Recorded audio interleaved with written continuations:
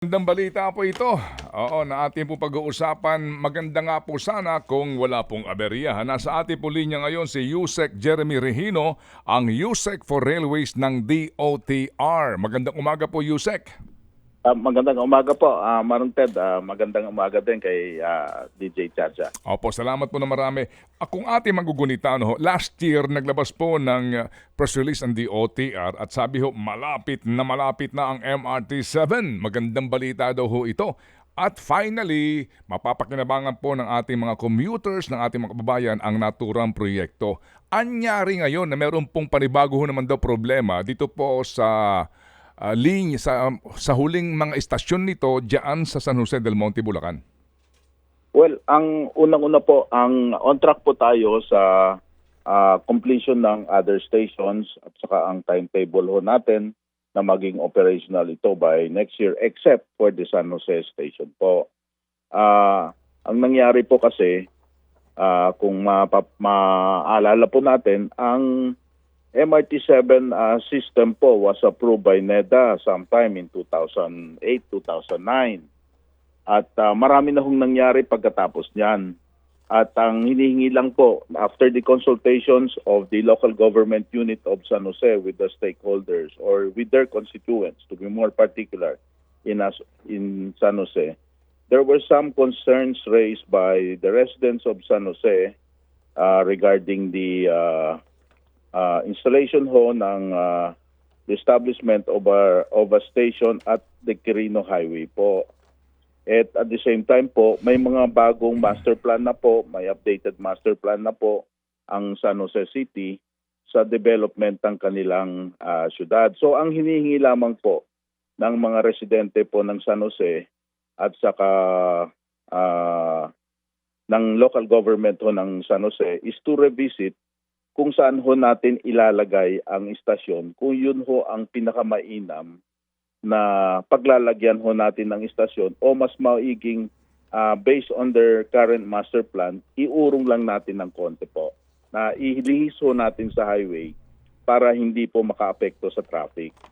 Sapagkat ang sinasabi po nila, imbis na additional trucks ang kailangan ho natin sa highway, ang kailangan ho natin is road widening. At pati yung road widening, ang sinasabi po nila, problema. Kaya instead of road widening, they are taking of additional roads. So, ganun po. So, in other words po, DOTR, in consult, ang suma total ho, baka pwedeng ma-review ninyo yung kinalalagyan ho ng istasyon sa San Jose, yun ang sinasabi ho ng mga taga San Jose ho. Baka pwede hong ma-review ninyo yung kasalukuyang kalalagyan ho ng istasyon at kung yun ang pinakamainam pa rin hanggang ngayon. Sige po. Okay, so yun po ang sitwasyon na binabanggit po ninyo. So kasi po itong ating MRT-7 na 22 kilometers po ang linya nito at may 14 na istasyon, ang binabanggit po ninyo hanggang saan lamang ang maaari nating makumpleto na istasyon at kailan? Mamaya natin pag-usapan yung San Jose del Monte Station. Hanggang saan po? Hanggang Tala, Caloocan?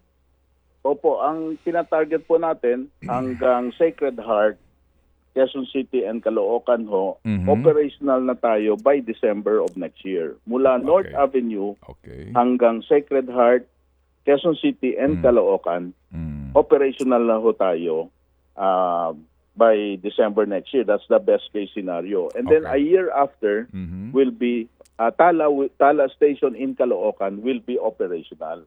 Ang maaantala ho ng construction po ay ang San Jose Station. Okay, sige. Nasaan po ngayon ang depot ng MRT-7? Sa Lagro, Quezon City po ito. Opo. Yun ho bang dati na binabanggit po na lugar diyan sa San Jose del Monte, Bulacan sa tungkong Mangga hindi natuloy? Hindi po natuloy ito, na ilipat po sa Quezon City po. Opo. So wala na pong depot sa Bulacan? Wala na po, hindi na po doon ho. Opo. Ito hong bagong depot, saan po ito? Sa Barangay Lagro ho, Quezon City. Okay, ilang po itong hektarya? That's around 20 hectares po. Okay, 20 hectares. At dito po, magkano po ang ginasta sa acquisition at sino pong gumasta? I'm not familiar po with the details po kung magkano po na-acquire yan. Hindi pa ho ako ang music for rail noon. Hindi, I'm sorry ho, I don't have the figures po kung magkano ho ang ginastos po dito sa acquisition ng right of way dito sa Barangay Lagro po. Pero sino pong gumasta? Ano po ito? Sagot ho ng in advance ho ng MRT-7 to, pero sa concession agreement, i-reimburse po nila sa Philippine government po. Inabunuhan ng San Miguel Corporation. Opo, opo. Opo. So magkano po kaya? Meron ba kayong alam kung magkano pong inabunuhan ng San Miguel Corporation? Hindi ko po alam, but suffice to say po that is based on a third party appraisal. Basically po, current market value po yan nung at the time it was purchased. I'm sorry po, I don't have the figures. Okay, sige. Pero po, sa ilalim po ng batas, umiiral po ng mga batas, particularly po pati itong right of way and site acquisition, obligasyon ng Estado ang lahat ng right of way acquisition, meaning kasama doon po sa NEDA plan nito, approved na plano, na yung pong mga depo, right of way, ang gagasta, magbabayad ang gobyerno. Opo, opo. Okay, klaro po yun, ano po? Opo. Okay, so dito po, if you also, I'm sure kahit na po hindi nyo alam yung mga detalye, kung mga magkano ba ang bilihan dyan per square meter, sigurado po ako, alam nyo na doon po sa original na plano nito, na inaprobahan po ng NEDA, may kaukulang pong nakalaan ng pera para po doon sa right of way acquisition. Na if you recall, tama po ba? Ang nakalaan doon 20.9 million US dollars, equivalent that time sa 1.65 billion pesos. More or less ganun po. Opo. Yes, okay.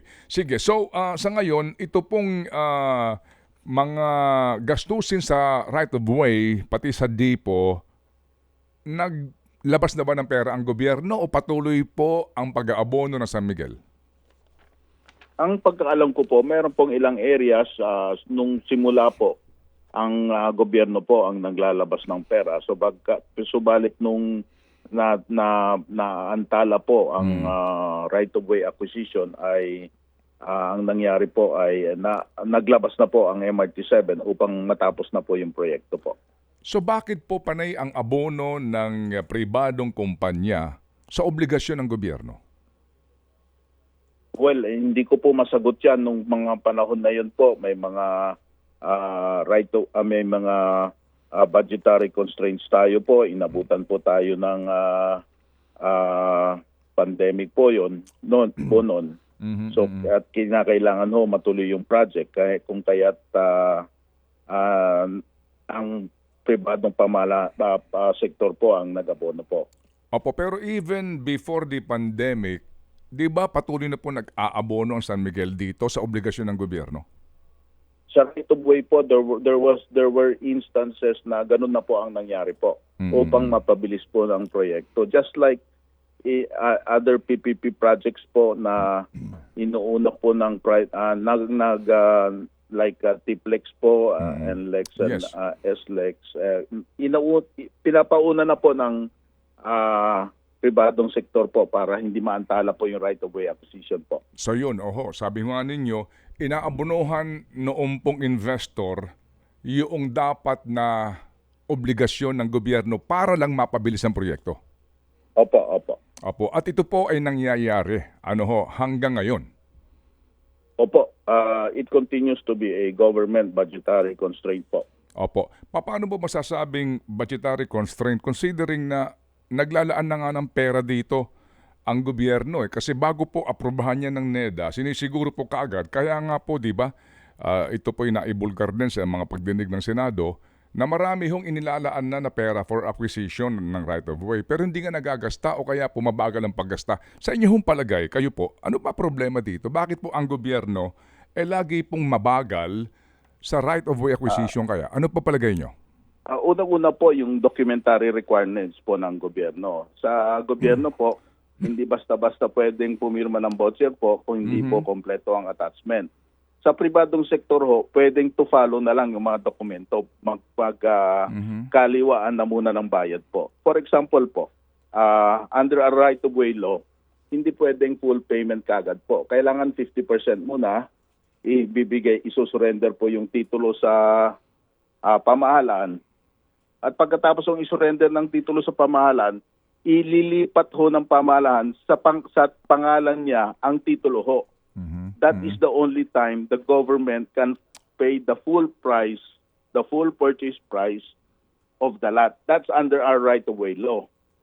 And alam naman po natin na kuminsan napakahirap ho maglipat ng pangalan ng titulo from the seller to the buyer ho. Kung may estate tax ho yan, kung meron hong isang heredero na hindi ho pumirma, ang hirap po. Okay, opo. Naintindihan po natin. Pero magandang example dito yung original na plano po ng DIPO, di ba, para sa MRT-7 dito po sa San Jose del Monte, Bulacan. Na kung saan po, actually, ang batas po naman dito, yung binabanggit yung RA 10752, doon klaro dapat in 7 days Opo, kapag naghain na po ng petisyon ng Estado para po sa expropriation ng isang property, dapat mabilis po yung proseso. Sa matter of fact, hihingi ang kakaagad ng 100% deposit, no? Doon sa sinasabi po na halaga ng lupa na kinukuha ng gobyerno, no? Ano po ang pinagbabasehan dito po sa cost ng bawat lupa sa expropriation? Ang tawag po doon ay zonal value, di ba? Zonal valuation. Opo. Dito po sa kasong ito, ang zonal valuation po, actually 200 piso lang per square meter. So, ang total po nito, kasi nga ito'y umabot sa 32.2 hectares, ay 67 million pesos lang. So, yung pong perang yon agad nang na-produce ng gobyerno. Nga lang, yung judge, pati ho yung may-ari ng mga lupang tatamaan, itinaas ito sa 1,800 per square meter. Kaya po, kaya nga kayo napalipat dito So sa pangyayari pong ito, sa kabuuan po, sa binabanggit yung red tape sa gobyerno, etc., hindi ho ba problema din dito, minsan yung mga huwes? Actually ho, marami yung problema yan. Unang-una ho, kapag may inanunsyo tayong proyekto, halimbawa, airport, pag may inanunsyo po tayong proyekto, isinabi ho natin sa publiko kung saan ho lalagay ang airport, biglang tataas ho ang presyo ng lupa dyan. Ganon din po sa real estate po. Kapag inanunsyo na po natin, kahit wala pa hong right-of-way acquisition, inanunsyo na po natin yung alignment ng rail ho. Biglang tumataas ang presyo ng lupa doon. Doon pa lang ho, may problema na po. Pangalawa ho, in fairness to our judges, kasi ang experience namin po dito sa Subway at saka NSCR, mabilis ho sila mag-issue ng writ of possession. Ang problema ho, under the right-of-way law, the writ of possession is contingent on the complete documentation submitted to the courts. Okay. Hindi ho automatic na pag dineposito ho yung zonal valuation, agad-agad ang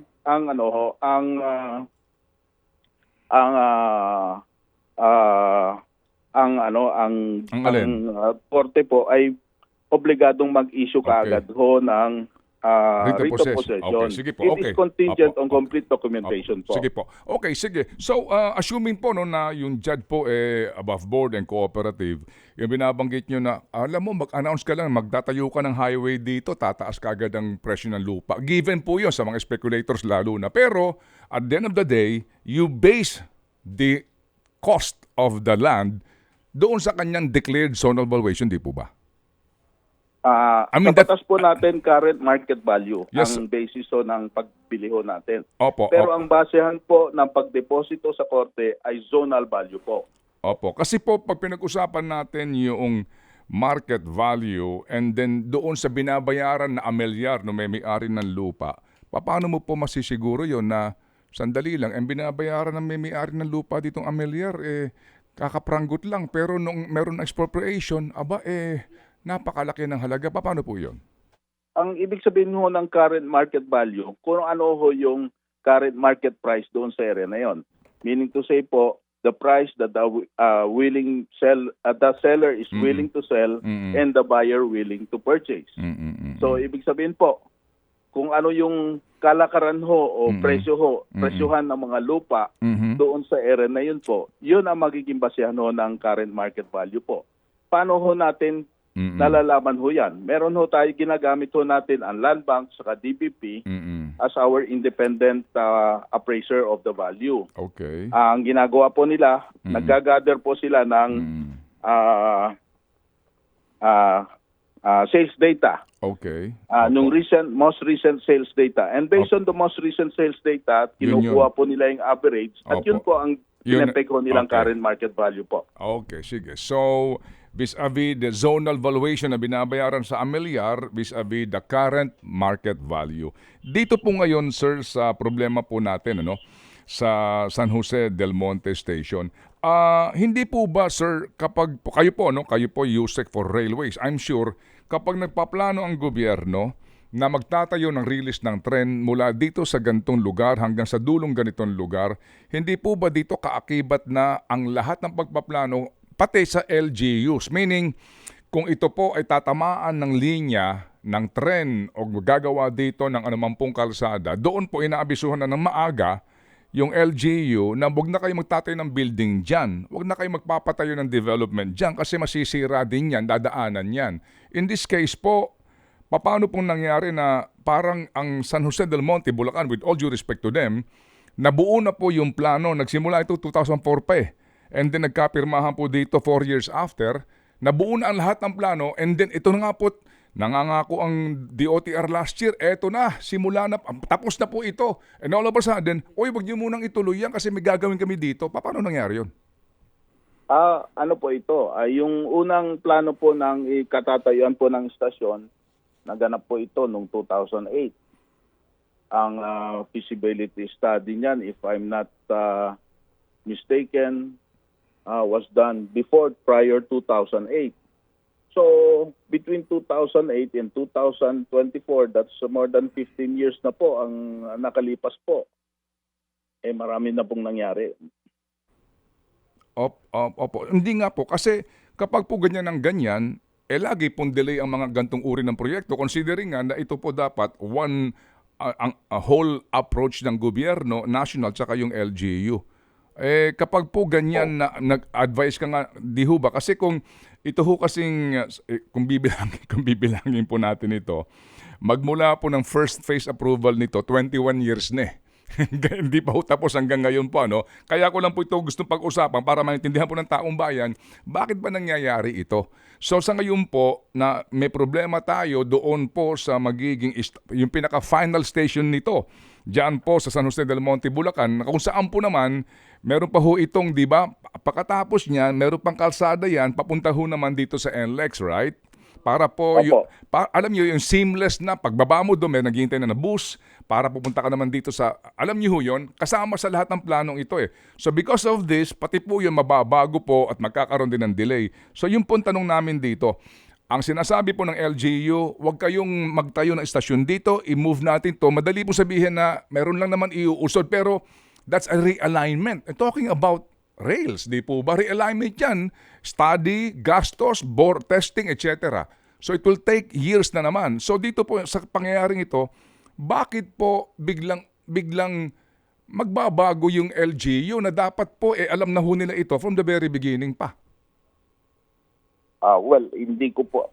Ang paliwanag sa amin ay recently nagkaroon ho sila ng mga konsultasyon po at yun ang lumabas po sa mga konsultasyon based on their new master plan in the city. So nagkaroon ho sila ng updated master plan sa city po at base doon sa updated master plan nila ay ganun po ang nangyari po. Okay, sige. So ngayon ho, nakikiusap sila, di ba? Ang sinasabi po ni Secretary Bautista. So, ano po ang tugon po dito ng kagawaran? Nakikiusap sila, bagamat meron na po talagang plano ho dito yung concessionaire at ang DOTR na dito itatayo yung final San Jose del Monte, Bulacan MRT-7 station. So, paano po ang disposisyon? Kailan kayo magdedesisyon na pinapayagan po yung request ng LGU? We will have to quickly evaluate that po. Agaran po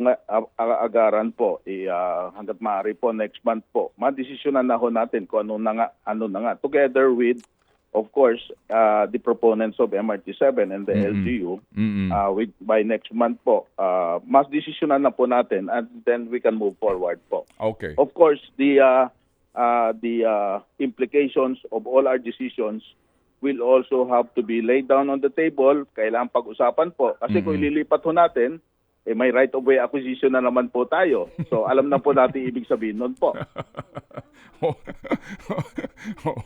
So you have to decide, and then pag desisyon po ninyo, kakausapin nyo concessionaire, magmi-meeting ho kayo, saan na naman ito. So hindi ito basta-basta because the engineers, the designers will have again to do another, ilang kilometro ito basically. Yung Tala ho is tested, wala na problema doon.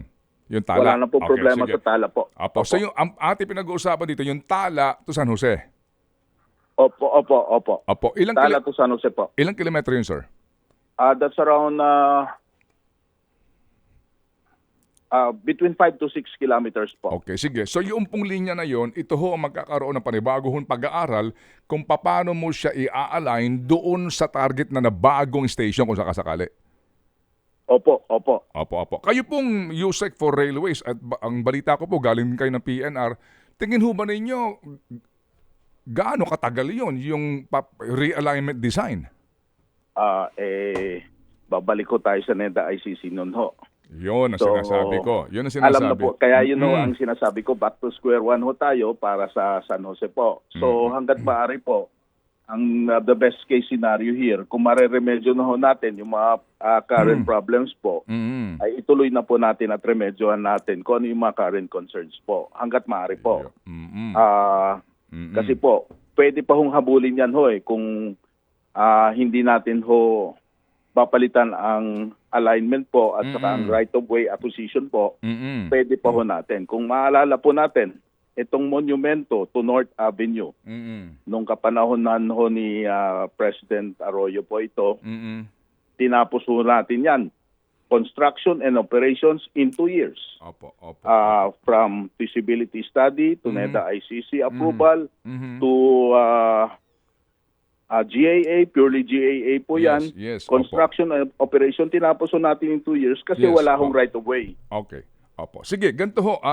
So sabi nga ninyo, nako, itong problema natin. Back to square one ka kasi dito ho mag-iiba na ang cost.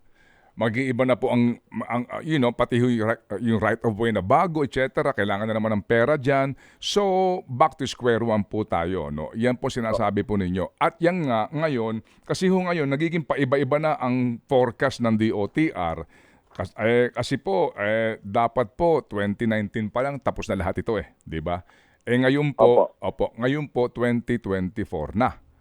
Opo. Yes, okay. So, ang target nyo, hopefully by last quarter next year, hanggang Tala na operational po itong MRT7, di po ba? Sabi ho ninyo, by next year, yung Tala Station, hanggang Tala Station po, gagana na ang MRT7 from Trinoma hanggang doon by next year, ano po?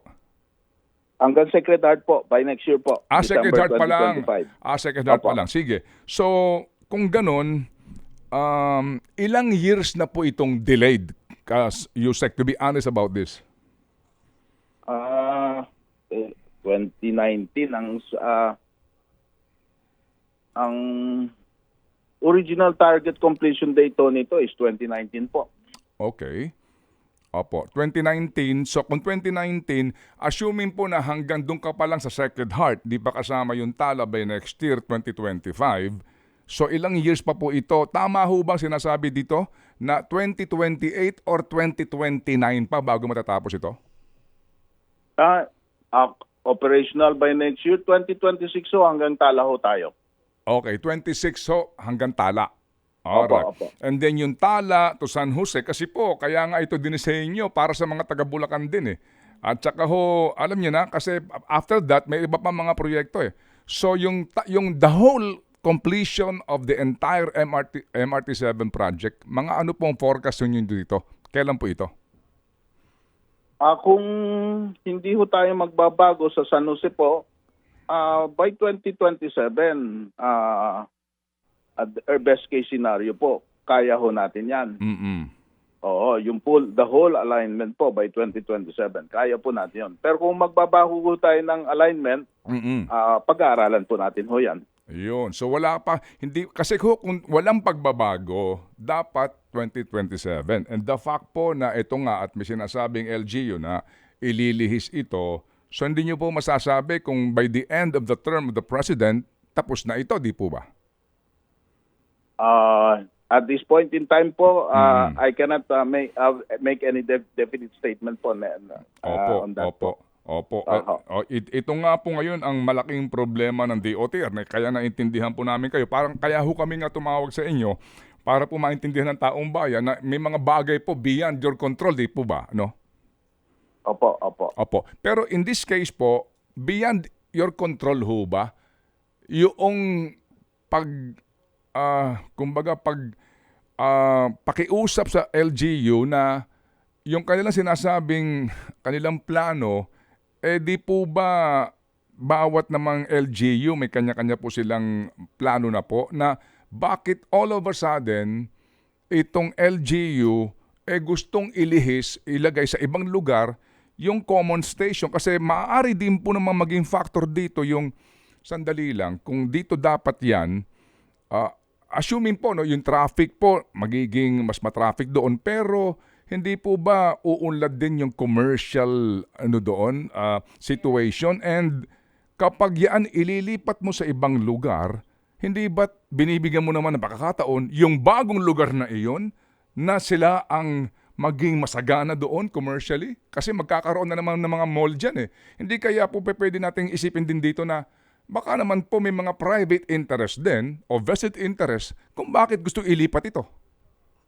Well, malalaman po natin yan once we come to us, pinag-aralan natin ng gusto kung ano po yung options natin po. By next month po, we will be able to decide on all those things po. Kasi po ngayon, sir, ito pong kasalukuyan po na target na area, ano bang katwiran po ng LGU? Ba't ayaw nila doon?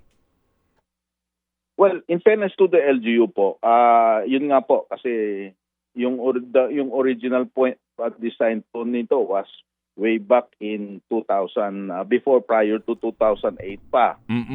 Yung original study po nito. Okay. So marami na pong nangyari since 2008 at meron na po silang bagong master plan, may mga bagong kalsada na po silang ginagawa. Okay. So ang hinihilang lamang po nila, baka pwedeng tignan nyo lang in the context of our new master plan, or in the context of our city planning and land use plan, kung saan pinakamainam ilagay ang istasyon para hindi ho tayo magkamali. Yun lang ho ang pakiusap nila po. Apo, yes sir, and we understand kasi LGU ang concern mo talaga, yung constituents mo eh. Anyway, sige po. Opo. Sir, ito pong common station na construction, isa po ito sa mga problema dyan. Sigurado ako. Ang laki yung away niyan at nagkademandahan pa hanggang Supreme Court. Itong common station, kailan po matatapos ito? Meaning kung saan magtutugma-tugma ang LRT1, MRT3 at MRT7? Ang original target po, date po niyan, yung updated po, target date, is next year po, matatapos na po yan. Okay. So next year matatapos na po ito and yung pong LRT1, sakto po talaga nahihinto siya doon sa common station? Opo. Meaning, aabot po yung pinakadulo ng LRT1 hanggang doon sa may bubong na area ng common station? Opo. At doon din po magtatagpo itong MRT7? Opo, MRT3, MRT7, saka Line 1 po. Okay, sige po. So ito pong common station na ito, as in, pag bumaba yung pasahero, sa itaas lang silang lahat at hindi sila maglalakad bilad sa araw o ulan? Opo. Sa taas po lahat to. Okay, sige. At ito po ay nasa ang banda? Dito po sa may bandang Trinoma po. Okay, Trinoma. Ano na ho magiging pangalan nito? Unified Grand Central Station po. Ilan taon na po kayo sa DOTR, Yusek? ano ho ako, sa LRTA po, I was there for 6.5 years po. Mm-mm. And then sa PNR, 1.5 year po. Okay, opo. Opo. Opo. Ito hong MRT, itong common station, ilang years in the making ito? The agreement for the common station was signed around 2016 po. Opo, opo. Pero yung pong unang-unang, yung 2016, yung pagkakaisa na nila, di ba? Opo. Yung pag-areglo sa away, tama? Opo. Opo. Pero the original plan of the common station started when? 2008 po. Pareho po ng MRT-7. The original plan ho was not at that area po. Yes sir, kaya nga po, kasi po, ang gobyerno nakipagpirmahan sa SM, di ba? Opo. Opo, na ang common station tapat ng SM Annex, SM City. At to be more specific po, sa may area ng Quezon Avenue po. Opo. Ay, West Avenue pala ho. Yes, West Avenue. SM City, more on SM City. SM Annex, ito ho yun eh. Opo. Yes, opo. Nakipagpirmahan ng gobyerno, naming rights pa lang 200 million na, di ba? Opo. Oo, para sabihin na ito ay SM North Station. Okay, opo. At diyan magtatagpo-tagpo ang MRT3, LRT1 at MRT7. Tama ano po? Including West Avenue po. Yes, opo. Pati yung West Avenue na linya, supposed to be. Opo. Anong MRT po? Anong tawag doon? Common station po. Hindi, yung, di ba dapat meron ding plano, MRT6 ba Well, yun? yung West Avenue, hindi ko po maalala kung anong linya po yan. Pero Okay. that's West Avenue to Quiapo po. Yes, Sa Quezon Avenue dadaan po yan. Yes, opo. Yung nga po nga saan ang kaganda. Anyway, so ito po ay doon dapat, pero anyway, nagdemandahan sila dito kasi gustong ipalipat sa Trinoma. Di ba? Kaya ito tumagal eh. Kaya 2008 nagsimula, nagpirmahan ng SM at saka gobyerno 2009. Kaya po 2016, di ba? Opo. Naareglo. Opo. So kung walang debate dito, kung sumunod lang ang gobyerno sa kontratang ito, tapos na to, di ba matagal na? Ganun na nga po.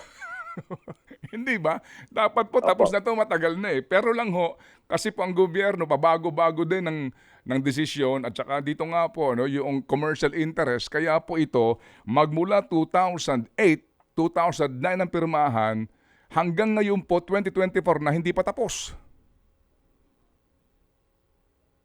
Ano po? I mean, to be more pragmatic about this, nagpirmahan po dito gobyerno kasi kasama ito eh. So 2009, nagsimula po dapat yung pirmahan na nito para po doon sa naming rights and then kasama siya doon sa construction. Habang ginagawa yung MRT7, dapat ginagawa na ito. So kung wala po ditong aberya, dapat matagal na pong tapos ang common station, di po ba? Well, hindi ko po masagot yan kasi hindi ko po talaga alam kung anong actual na nangyari po between 2010 hanggang 2016 po. Yung 6 na taon na po yun. Hindi ko po alam kung anong nangyari po. Okay, anyway, so 2016 po, assuming nga nagkasundo-sundo na sila. Ngayon po 2024 na. Ilang taon na po iyon na hindi pa ho natatapos ang common station. Opo. Di ho ba? Ano po? 2016, 17, 19, 20, 21, 22, 23, 27 years na po, hindi pa tapos yung common station. Ano po? Opo, pero in fairness po, nagkaroon po kasi tayo ng pandemic po. So, bawasan mo 2 taon. So, meron kang discount. So, meron ka pa rin pong 5 years. Opo. Di ba? Anyway, so, bottom line po dito, sir, ngayon pong pamahalaang Marcos, anong magagawa niyo ho para bumilis-bilis po ang lahat ng ganitong mga proyekto? Well, alam naman po na, as of now, it's the Office of the President is taking stock of all this and asking for periodic reports kung ano nangyayari. So, ibig po sabihin, these are flagship projects po of this administration po. Kaya tinitignan po nilang lahat yan po. Opo, yes. Nakatutok po sila dyan po, ang Office of the President po. Particularly ang Presidential Management Staff po. Ay salamat po na marami kasi nga infrastructure po ito na pinag-uusapan. Tsaka train system ng ating pong National Capital Region. So, sir, sana po kung mamarapatin nyo, next po sana magtatanong kami sa subway naman. Para po maintindihan ng taong bayan, nasaan na ba tayo? Para po, alam nyo na, kasi lahat po tayo excited rito. Saan ka naman nakakita? Kung uuwi ako ng San Jose del Monte, Bulacan, pupunta akong SM City. No, 'di ba? Sabi ho dito 30 minutes lang po ang biyahe and aabot sa 800,000 ang commuters, di po ba? Opo. So pwede ho kaya tayo, sir, ano po, kung mamarapatin Yes po po, ninyo. maganda hong mapag-usapan din po natin ang subway at pagkatapos yan, ang NCR naman po, MRT4, lahat po ng rail projects ho na pinaplano ho natin po. Opo, salamat po na marami. We sincerely appreciate. Kami po yung natuto ngayon dito po sa ating panayam na ito. At uulitin ko lang, si Yusek Regino po, huwag niyo sisisihin ha. Siya po lamang inabutan niya itong mga problemang ito at ngayon po, itong problemang ito, kayong umaayos, ano po? Sa akin napunta ho yung sakit ulo po. sa inyo napunta yung sakit ng ulo. Anyway, wala na po tayong problema sa Dipo so far. Okay na po itong Dipo ho ng MRT7. Opo. Okay. Yeah. Opo. Yusek, salamat po na marami, sir. Maraming salamat din po. Opo. Sa susunod po. Opo. Thank you very much. Ted Filon at DJ Chacha. Ngayon, nasa Radyo 5, 92.3 News FM. Monday to Friday, 6 to 10 a.m.